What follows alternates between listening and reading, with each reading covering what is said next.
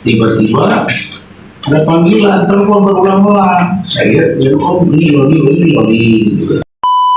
Laura Meizani Nasseru Arsi alias Loli, anak sulung Nikita Mirzani mengungkapkan alasan dirinya kabur dari rumah aman.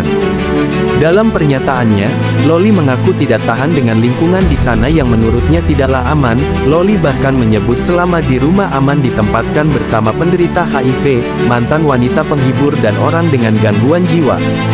Kabur, enggak betah, ujar Loli saat ditemui di Polres Jakarta Selatan, Jumat tanggal 10 Januari tahun 2025 dini hari.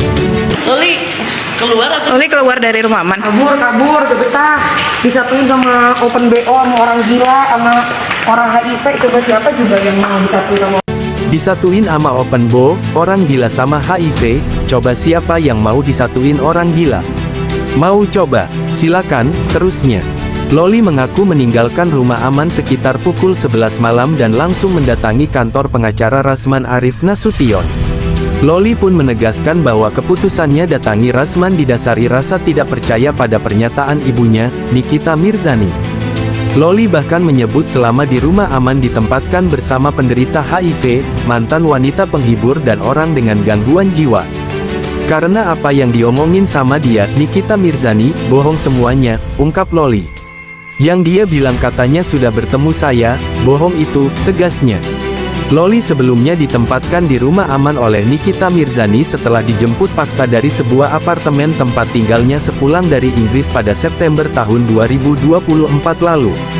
Selama di rumah aman, Loli menjalani terapi dan pendampingan untuk menstabilkan kondisi emosionalnya. Lalu kemudian dia nunggu di Hotel Horizon. Saya datang dengan keluarga, kita interview ya. Pilihannya nggak ada lagi kecuali saya bawa ke sini. Tapi Loli sudah tidak mau di safe house seperti yang dia ceritakan tadi. Kira-kira begitu. Nah sekarang saya nggak tahu. Tapi yang pasti kalau udah begini kondisinya nggak bisa lagi, kita harus sikapi seperti yang kemarin di dalam beberapa bulan. Jadi saya bawa ke sini, baru kemudian nanti kita bicarakan seperti apa sesuai dengan mau dia. Ya karena dia lah, kan bisa dipaksa-paksa juga harus beneran di bawah umur kan. Ya, begitu aja ya.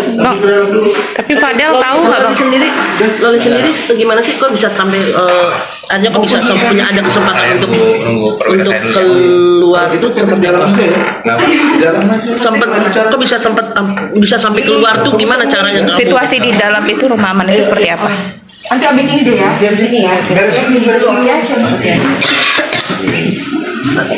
Apa yang safe house ini nggak bisa juga harus jelas transparan. Safe house-nya gimana, seperti apa. Nah, dan ini ternyata dari kemauan di semua, apalagi yang disampaikan MM katanya gitu ya, selama ini menyesal ini segala macam ini nggak ada. Nggak ada itu. Dia ketemu Silakan aja bilang tanya bagaimana cerita dia ini, itu nanti kita lihat ya. Tapi yang pasti ini kita lagi konsultasi dengan polisian. Saya juga besok ada urusan, terus saya juga mau istirahat. Tapi kan saya nggak bisa mengambil resiko karena dia di bawah umur. Long nelfon, voice note dan video call. Pertanyaan saya, dari mana dia punya handphone?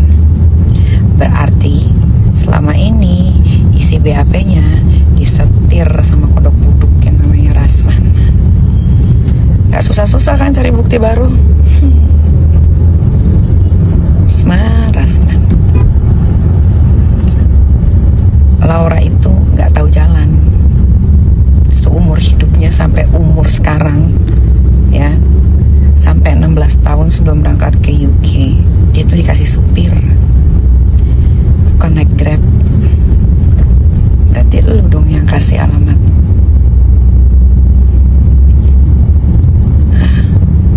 Dasar bodoh. Tiba-tiba banget jam 2 ada wartawan di Polres Jaksel, udah gue interogasi. Lu yang ngasih tahu Rasman, lu.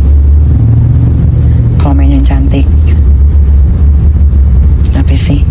Ini orang-orang yang ngaku musuh gue ini, blow on semua. Let's play the game.